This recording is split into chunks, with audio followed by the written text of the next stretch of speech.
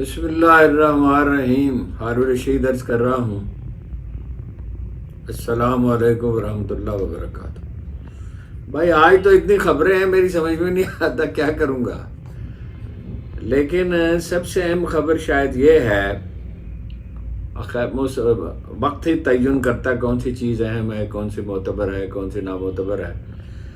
یہ کہ ایک سے زیادہ لوگ کہہ رہے ہیں، ذمہ دار لوگ کہہ رہے ہیں، کوئی مصالحت کے بارے میں سوچا جا رہا ہے عمران خان سے، اور اعتماد کا فقدان ہے. اگرچہ پیرالل دوسری طرف یہ ہے کہ دبانے کی منصوبہ بندی بھی ہو رہی ہے، لیکن یہ کہ کوئی خواہش ایسا لگتا ہے کہ دونوں طرف سے کچھ نہ کچھ پیدا ہو چکی ہے. یعنی یہ نظر آ رہا ہے کہ اس کے سوا چارہ نہیں ہے. یہ تو خیر ہر آدمی جو کچھ کامن سینس رکھتا ہے وہ مدتوں سے سب لوگ یہی سمجھ رہے ہیں کہ کشیدگی ختم کیے بغیر تو کوئی چارہ نہیں. تو ساری انسانی تاریخ کا سبق ہی یہ ہے، جہاں سے امن نہ ہو، سیاسی استحکام نہ ہو، تو وہاں کیا باقی کیا ہو سکتا ہے؟ کسی چیز کی بگننگ نہیں ہو سکتی. لیکن دوسری طرف ایمرجنسی لگانے کی پوری تیاری ہے. یہ بڑی خبر آج کی یہ ہے، بہت خبریں ہیں آج، بڑی ہی اہم خبریں. ایمرجنسی لگانے کی تیاری ہے، اس لیے بڑی تیزی کے ساتھ جن مخصوص سیٹوں پہ حلف جو ہے وہ لے لیا گیا. یعنی پشاور ہائی کورٹ کے حکم کے باوجود قومی اسمبلی کے اسپیکر ایاز صادق صاحب نے حلف لے لیا، اور لاہور ہائی کورٹ نے تو حسب معمول جو ہے وہ زیادہ غور و فکر ان کا شعار ہے، تو انہوں نے تو اس کو ملتوی کر دیا 13 مارچ تک. تو انہوں نے کوئکلی اپنا جو سپیر میں رکھا تھا اس اندیشے سے کہ ممکن ہے ہائی کورٹ روک دے، جیسے پشاور ہائی کورٹ نے روکا ہے. تو انہوں نے فٹافٹ حلف لے لیا لاہور میں بھی، یعنی پنجاب اسمبلی میں. اور یعنی صرف پختونخوا میں نہیں ہو سکا تو وہ تو عدالت کا حکم ہے، تو ظاہر ہے انہوں نے تو اس کی پابندی کی. اب یہ جو روش ہے کہ آئین کی پرواہی کوئی نہیں ہے اور اس میں سے منفی طریقے سے راستہ نکالنا ہے، تو کیا عرض کیا جائے.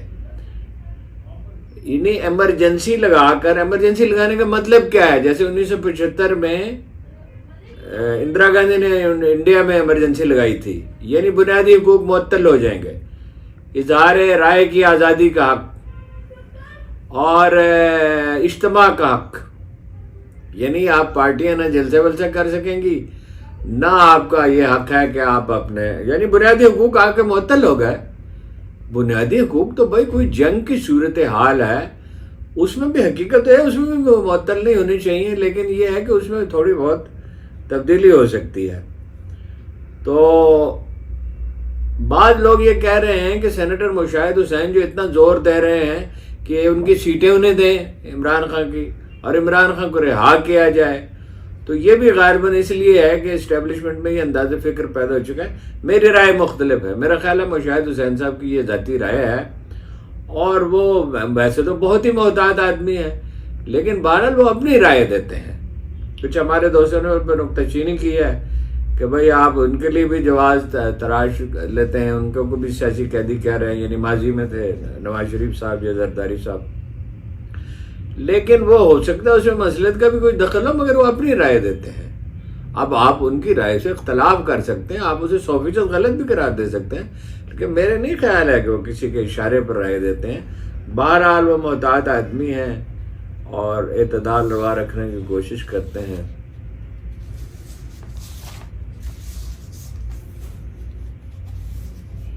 جیسے وہ انہوں نے عمران ریاض صاحب نے آج اخبار نویسوں کے ساتھ گفتگو کی، اور مجھے افسوس ہے کہ میں اس کے نوٹس نہیں لے سکا. یعنی وہ چھوٹی سی کھڑکی جو ہوتی ہے قیدیوں والی، اس میں سے، اور اس میں انہوں نے انکشاف یہ کیا کہ مجھ سے تو کوئی سوال ہی نہیں کیا گیا، پوچھا ہی نہیں گیا. یعنی جسمانی ریمانڈ لیتے ہیں، گرفتار رکھتے ہیں، پوچھتے کچھ نہیں. وہ میں نے آپ سے عرض کر دیا تھا، اپنا موقف تبدیل کریں اور تنقید نہ کریں. اسد علی طور صاحب نے معافی مانگنے سے انکار کر دیا ہے، اور آج پھر ان کا جسمانی ریمانڈ مانگا گیا. بھائی جسمانی ریمانڈ کس لیے؟ بھائی آپ اتنے دن آپ نے پاس رکھا، وہ بیانات ہیں جس پہ آپ نے ان کو پکڑا ہے، اور بیانات بالکل واضح ہیں. تو اس میں جسمانی ریمانڈ کا مطلب کیا؟ آج تو میجسٹریٹ نے انکار کر دیا، ایف آئی اے کو جسمانی تو جوڈیشل پہ کر کے انہیں جیل بھیج دیا گیا. تو یعنی ٹارچر سے تو امید ہے چھوٹے. ویسے جیل میں بھی سپرنٹینڈنٹ جو ہے وہ جو سیاسی قیدیوں سے یہ کہتے ہیں کہ ہمیں حکم یہ ہے کہ آپ کے ساتھ سختی کی جائے. یعنی عمران ریاض صاحب کو تو تکیہ بھی نہیں ملا تھا، اب مل گیا ہو تو مجھے پتہ نہیں، لیکن بہرحال بڑے باہمت آدمی، باہمت تو خیر یہ بھی بہت ہیں. جسٹس اطہر من اللہ نے صورتحال پہ اپنے براہ راست تو نہیں، ظاہر ہے جج براہ راست تبصرے تو نہیں کرتے، انہوں نے یہ کہا کہ محض تنقید یا اظہار خیال کرنے پر ایک صحافی کی کو گرفتار کر لینا سمجھ سے بالاتر ہے. سمجھ سے تو ہر چیز ہی بالاتر ہے.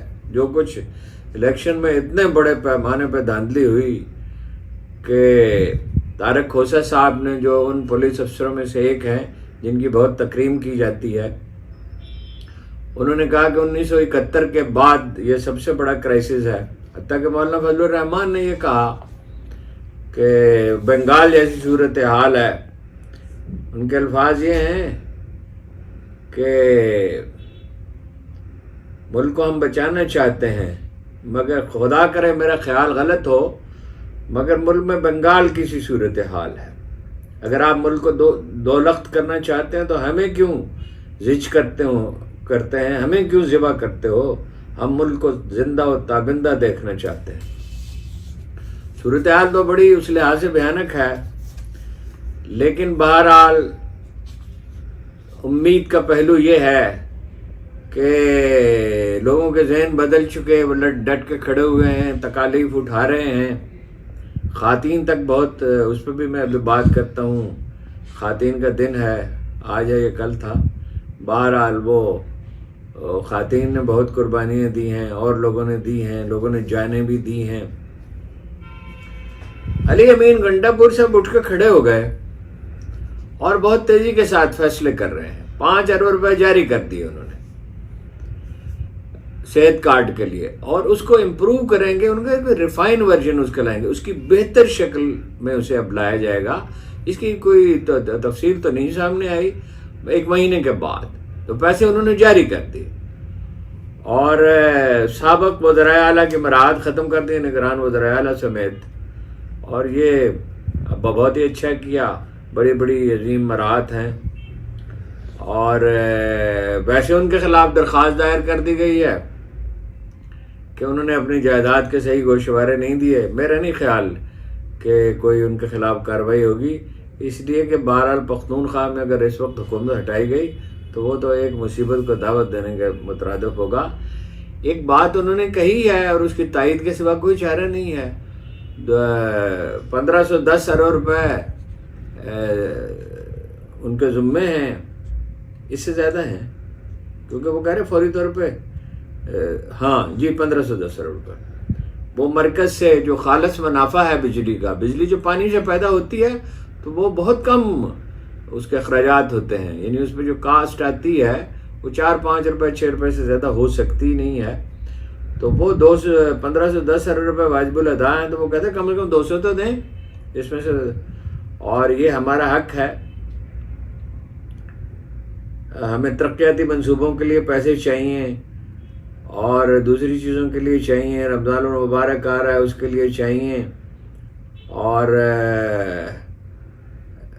صنعت جو ہے وہ تباہ ہو رہی ہے. تو یہ ایک انہوں نے یہ تجویز پیش کی ہے کہ اس وقت تک ہم سے آدھا بل لے لیں بجلی کا اور اس کا. اب معلوم نہیں کہ وہ شہریوں کے لیے کہہ رہے ہیں یا یہ کہ شہری آدھے پیسے انہیں دے دیں. بہرحال وہ یہ ہمیشہ پختونخوا کے ان کے درمیان پرابلم رہتا ہے. اور مرکز جو ہے اس میں روش یہ ہے کہ صوبوں کو جہاں پسند ہو، مثلاً بلاول نے دھمکی تو فوراً 21 ارب روپے جاری کر دیے تھے. جہاں پسند ہو پیسے دیتے ہیں، وہاں نہیں دیتے. اور اب نواز شریف صاحب تلے ہوئے ہیں. کل رات تک تو میری اطلاع یہ تھی کہ اسحاق ڈار صاحب وزیر خزانہ نہیں بنائے جا رہے، لیکن آج کوئی دوست کہہ رہے ہیں بنایا جا رہا ہے. ملک کو معاشی طور پر تباہ کرنا ہے اور نواز شریف صاحب کی ترجیحات کے مطابق چلانا ہے تو دوسری بات ہے. ٹائم میگزین نے لکھا ہے پاکستان میں معاشی صورتحال بہت ابتر ہے. چین اور عرب ممالک بھی سرمایہ کاری کے لیے تیار نہیں ہے. چین اور عرب ممالک بھی اب شہباز شاہ صاحب کی تقریروں پہ جائیں اور حکومت کے زرداری صاحب کی دعووں پہ جائیں تو کوئی دنیا سرمایہ کاری کرنے کے لیے تیار بیٹھی ہے. وہ بھائی سرمایہ بہت حساس ہوتا ہے، سرمایہ وہاں لگتا ہے جہاں امن ہو اور استحکام ہو تو وہاں سرمایہ لگتا ہے، ورنہ کون سرمایہ کاری کرتا ہے. ویسے تو پرائیویٹ سرمایہ کاری بہت تھی باہر سے، اور وہی اصل سرمایہ کاری ہوتی ہے. حکومتوں کی سرمایہ کاری کیا لاہور کے نئے چیف جسٹس صاحب ملک شہزاد احمد خان، اور ان پہ مطلب یہ ہے کہ جو سوشل میڈیا پہ چیزیں آ رہی ہیں ان کے بارے میں کہ بھئی یہ ان صاحب نے سانحہ ماڈل ٹاؤن میں جے آئی ٹی کے خاتمے کا فیصلہ دیا تھا، حمزہ شہباز کی نیب کیسز میں ضمانت لی تھی، شہباز شریف صاحب کی قبل از گرفتاری ضمانت لی تھی، وغیرہ وغیرہ. تو یہ ایک پہلو ہے معاملے کا. اب دوسرا پہلو کیا ہے وہ تو ان کی پرفارمنس سے پتہ چلے گا اور پورا جائزہ لینے کا. سرور باری صاحب نے، مشہور اسکالر ہیں، ایک تجویز پیش کی ہے کہ فارم 45 اور 47 کا میلہ منعقد کیا جائے تمام شہروں میں ایک ہی دن. سب لوگ اپنے فارم 45 اور 47 لے کے آئیں. تو معاملہ عدالت میں جا رہا ہے. بہرحال اس میں بھی کوئی حرج نہیں ہے، وہ کہتے ہیں پبلک کو دکھائیں. پیر کے دن اب سپریم کورٹ میں رٹ دائر کر دی جائے گی.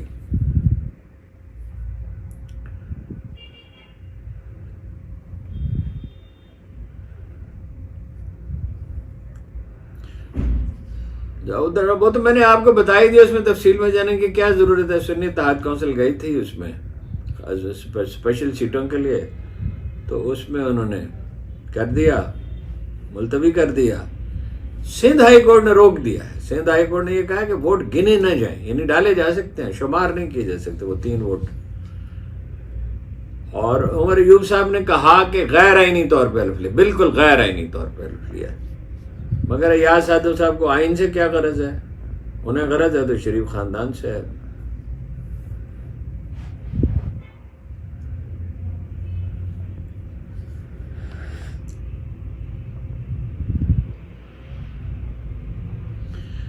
علی امین گنڈا پور صاحب نے جو بعد میں آپ سے عرض کر رہا تھا اس کے سلسلے میں کہا ہے کہ ہم سستی بجلی اور سستی گیس دینا چاہتے ہیں.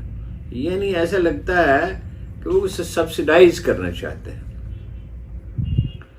تو سبسیڈائز کیسے کریں گے اس صورتحال میں؟ اب یہ مسئلہ ان کو درپیش ہے کہ بلوچستان میں کیا کیا جائے. زرداری صاحب نے کہا بس وہاں پانی پہنچا دیا جائے تو مسئلہ حل ہو سکتا ہے، اگرچہ بہت مشکل ہے لیکن ناممکن تو نہیں ہے. مگر زرداری صاحب نے ایک ایسی عجیب و غریب بات کی تو میں کب رہ گیا، اور سارے لوگ حیران ہیں کہ اگر آئنسٹائن چیلنج قبول کر سکتا تھا تو شہباز شریف کیوں نہیں کر سکتے؟ بھائی آئنسٹائن کے شہباز شریف صاحب سے کیا مقابلہ ہے؟ آئنسٹائن تو ایک سنجیدہ آدمی، سیاسی مسائل کے لیے یعنی ایک جینیس سمجھا جاتا تھا، ہے جینیس سمجھا کیا جاتا تھا، اور اپنے عہد کا سب سے بڑا سائنسدان ہے. اور یہ مشہور اس کا قول ہے کہ بھئی میں دوسروں سے زیادہ ذہین نہیں ہوں مگر سوال کو ترک نہیں کرتا جب تک اس کا جواب نہ مل جائے. تو شہباز شریف صاحب سے اس کا کیا موازنہ ہے؟ پتہ نہیں ہے ہمارے لیڈروں کا مسئلہ کیا ہے. کچھ پڑھتے لکھتے نہیں ہیں، کچھ جذباتی توازن بھی نہیں، ایسی عجیب و غریب گفتگو. اب اس پہ آدمی کیا تبصرہ کرے جی؟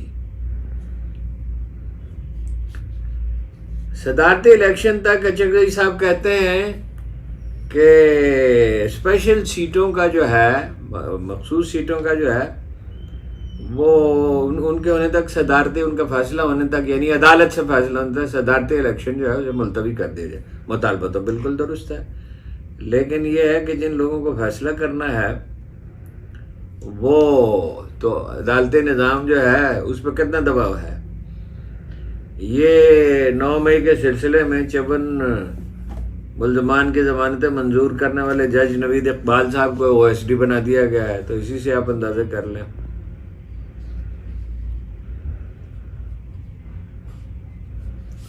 یہ تو میں نے آپ کو بتا ہی دیا کہ وہ صحت کارڈ کے سلسلے میں بہت سنجیدہ ہیں، اور وہ احساس پروگرام کے تحت 8.5 لاکھ خاندانوں کو 8.5 لاکھ خاندانوں کو پختونخوا میں 10,000 روپے ہر خاندان کو دیے جائیں گے. اور یہاں تو ابھی باتیں ہو رہی ہیں اور ابھی بوریوں پہ نواز شریف صاحب کی تصویریں چھپنی ہیں، وہ چھوٹے تھیلوں پہ، بوری پہ نہیں تھیلے پہ. اور اس پہ کم از کم اندازہ یہ تھا کہ 6 کروڑ سے لے کے 10 کروڑ تک خرچ ہو گئے. لیکن اصل مسئلہ 6 کروڑ 10 کروڑ کا نہیں، وہ بھی 1-1 روپیہ ویسے بچانا چاہیے. بھائی وہ نہ کوئی سرکاری عہدیدار ہیں، نہ ان کا کوئی اس میں عطیہ ہے، نہ ان کو عمل دخل ہے. یہ ابھی تک 1990 کے عشرے میں رہ رہے ہیں. اللہ جانے کب یہ اس بات کو سمجھیں گے کہ وقت اتنا بدل چکا ہے. ابھی تھوڑی دیر پہلے میری مشاہد صاحب سے بات ہو رہی تھی، میں ان سے پوچھ رہا تھا کہ کیا وجہ ہے کہ حکمران طبقے کو سب سے آخر میں سمجھ آتی ہے، تبدیلیاں معاشرے میں رونما ہو رہی ہوتی ہیں اور وہ بالکل سامنے نظر آ رہا ہوتا ہے، ایک سیلاب کی طرح بڑھتے جا آ رہا ہے انقلاب کا جذبہ، اور وہ متشکل ہو رہا ہوتا ہے. حکمران کمزور پڑ چکے ہوتے ہیں، حکومتوں کی گرفت نہیں رہتی. تو کیا وجہ ہے، انہیں سمجھ کیوں نہیں آتی؟ تو میں نے کہا میرا تو خیال یہ کہ اللہ تعالیٰ عقل ہی سلب کر لیتا. انہوں نے کہا ہاں ظاہر ہے، جب طاقت کا نشے میں کوئی گرفتار ہو تو خوش فہمی کا اور خود فریبی کا تو وہ ہوگا ہی. تو اخبار نویسوں کا ذکر تھا، احمد میر صاحب کا ذکر رہ گیا. انہوں نے کہا کہ میری معلومات یہ ہیں کہ مجھے گرفتار کیا جائے گا، مت جیل بھیج دیا جائے گا. اس پہ میں نے مشاہد صاحب سے کہا کہ آپ کی کیا رائے ہے؟ تو انہوں نے کہا کہ اس سے ان کا اپنا نقصان ہوگا. وہ تو یہ کہہ رہے ہیں نا عمران خان صاحب کو بھی رہا کریں اور سیٹیں بھی دیں ان کی جو مخصوص ہیں پی ٹی آئی کی، اور مصالحت کریں اور عوام کے مینڈیٹ کو. ویسے تو نجم سیٹھی صاحب نے بھی کہہ دیا کہ بھائی لوگوں کو ڈرانے کے لیے 9 مئی کو جو لوگ گرفتار کیے گئے اس میں کچھ تو ٹھیک گرفتار ہوئے. یہ تو خیر عمران خان بھی مانتے ہیں. وہ لوگ جو اندر گئے، جنہوں نے گھیراؤ جلاؤ کیا، مراد یہ ہے جو مشاہد صاحب نے بھی ذکر کیا، جو اندر داخل ہوئے، جنہوں نے آگ لگائی. مگر وہ کتنے ہیں؟ وہ عمران خان صاحب نے کہا ہے کہ ویڈیو کی مدد سے وہ دیکھیں، لندن میں بھی جب ہنگامے ہوئے تھے اور امریکہ میں بھی کیپٹل ہل میں ڈونلڈ ٹرمپ کے حامی نے جو کیا تھا، وہ تو عدالتوں نے لندن میں تو چند سال پہلے کی بات ہے، راتوں کو جاگ کر جن لوگ نسل پرستوں نے جو حملے کیے تھے عیسائیوں پر بنیادی طور پر، تو وہ تو ویڈیو کی تو ایویڈنس، زبردست ایویڈنس ہے. صرف یہ ہے کہ اس کا دیکھنا ہوتا ہے کہ یہ اصلی ہے، اس میں کوئی جعل سازی تو نہیں کی گئی. تو اس کے لیے تو سیٹھی صاحب نے یہ کہا ہے کہ ڈرانے کے لیے کیا گیا تھا کہ ووٹ نہ ڈالے جائیں. مگر ووٹ تو لوگوں نے ڈالے، لوگوں نے جوک در جوک.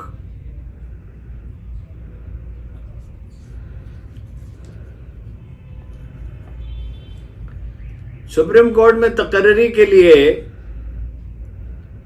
رولز میں ترامیم کی جائیں گی، چیف جسٹس صاحب نے فرمایا ہے. جسٹس طارق مسعود صاحب کے لیے جو فل کورٹ ریفرنس تھا. اب یہ لوگ سوال اٹھاتے ہیں، ظاہر ہے چیف جسٹس صاحب جو ہیں وہ بھی بہت سوال اٹھاتے تھے اور اب بھی اٹھاتے ہیں اور بہت اسرٹ کرتے ہیں. تو لوگ سوال اٹھا رہے ہیں کہ جب آپ جج تھے تو آپ کو اعتراض تھا، آپ کہہ رہے تھے آئین کی خلاف ورزی ہے، ججوں کا تقرر نہیں ہو رہا، تعداد کم تھی، جو نئے تقرر ہونے تھے نہیں ہو رہے تھے. تو اب آپ کو رولز میں ترمیم کی کیا ضرورت پڑی؟ بس تقرر کریں جو رولز موجود ہیں ان کے تحت. آئی ایم ایف نے جو جواب دیا ہے وہ یہ ہے، ان کی مقامی نمائندہ نے عمران خان کے خط کا جواب، کہ پاکستان کی جو سیاسی اندرونی صورتحال ہے ہمارا اس سے تعلق نہیں ہے، ہم اس پہ تبصرہ نہیں کر سکتے، ہمارا مینڈیٹ معیشت تک محدود ہے، اور عالمی ادارے کا تعلق اس سے نہیں ہے. ایسٹر پیئرز ان کا نام ہے، انہوں نے کہا کہ ہمارا اصلی مقصد معاشی استحکام ہے. مگر 2 باتیں بڑی اہم انہوں نے کہی ہیں کہ انتخابی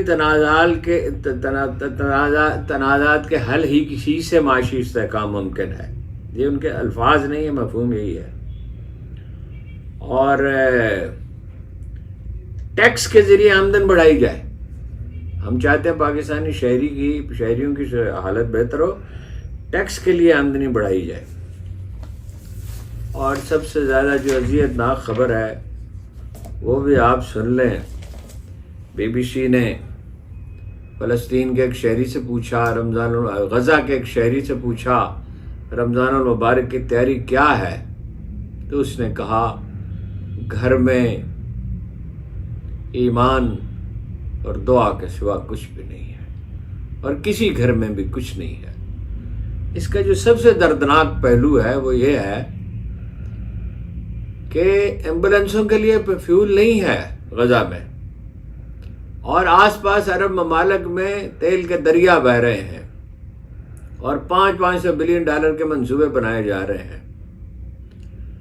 اور دریاؤں میں پانی بہہ رہا ہے۔ دریائے نیل جو ہے مصر میں، جس کی سرحد غزہ سے لگتی ہے، دریائے نیل بہہ رہا ہے، اور وہاں پینے کے لیے پانی نہیں ہے، اور 100 ٹن کھجوریں پاکستان کو بھیجی جائیں گی، اور دنیا کے ہر مسلمان ملک کو بھیجی جائیں گی۔ سعودی عرب سے کھجوریں غزہ نہیں بھیجی جائیں گی، کھانے کی کوئی چیز نہیں بھیجی جائے گی۔ اور وہ وہاں جو لوگ قطاروں میں کھڑے ہوئے تھے غزہ میں، ان پہ حملے کیے گئے اور انہیں شہید کر دیا گیا۔ ساری دنیا چیخ رہی ہے، اور ٹیررزم کا اصل چہرہ آپ سامنے نظر آ رہا ہے۔ تو مغرب کی کوشش تھی کہ پراپیگنڈے کے بل پر افغانوں کو اور ایرانیوں کو اور پاکستانیوں کو ٹیررسٹ ثابت کر دیا جائے۔ تھے بھی کچھ ٹیررسٹ گروپ تھے، القاعدہ تھا اور دوسرے گروپ تھے، اور مسلمان عوام نے تو انہیں قبول نہیں کیا کہیں بھی، کسی بھی جگہ، اور سب کو شکست کھانی پڑی۔ وقتی طور پر انہوں نے بہت سنگین مسائل پیدا کر دیے، تاثر بھی خراب کیا۔ لیکن ٹیررزم تو یہ ہے، اور اس کا یہ نتیجہ تو انشاءاللہ نکلے گا کہ اسرائیل تو اس کی بقا خطرے میں ہے، اور ایک جعلی ریاست تھی، اور اس جعلی ریاست کو ختم ہونا ہے۔ اگر ان لوگوں کو جائزہ لینا چاہیے، اپنی رائے کا غور کرنا چاہیے جو اسرائیل کو تسلیم کرنے بات کر رہے تھے۔ جو بائیڈن اب بھی کہہ رہے ہیں کہ مسلمان ممالک تسلیم کر لیں گے، پاکستان کی طرف اشارہ نہیں کر رہے، لیکن بہرحال طے یہی ہوا تھا جو باجوہ صاحب نے کیا تھا کہ عرب ممالک تسلیم کریں گے اور پاکستان بھی کر لے گا۔ پاکستان نہیں اب کر سکتا، اور عرب ممالک تسلیم کریں گے تو اپنا اقتدار حکمران خطرے میں ڈالیں گے۔ مسلمان عوام اب اس کی اجازت دینے کے لیے تیار نہیں ہے۔ غزہ میں بہرحال جو قربانیاں انہوں نے دی ہیں، آنے والی صدیوں میں امت اس پہ فخر کرتی رہے گی، اور اس سے بھی ایک اور کئی چیزیں اسے اسٹیبلش ہوئیں۔ جو یہ حدیث کو جو لوگ نہیں مانتے، خدا ان پر رحم کرے۔ اللہ کے رسول نے کہا تھا کہ آخر تک، زمانہ آخر الزمان تک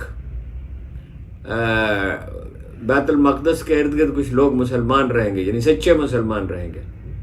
لیکن ہم سے تو پوچھا جائے گا کہ تم بڑے ہی روزوں میں اپنا افطار اور سحری کے کیسے شاندار انتظامات کرتے تھے، اور پھل اور گوشت اور سبزیاں اور طرح طرح کے پکوان، تو تمہیں حیا نہیں آتی تھی؟ وہاں کھانے کے لیے کچھ نہیں تھا، پینے کے لیے کچھ نہیں تھا، علاج نہیں تھا، دوائیں نہیں تھیں۔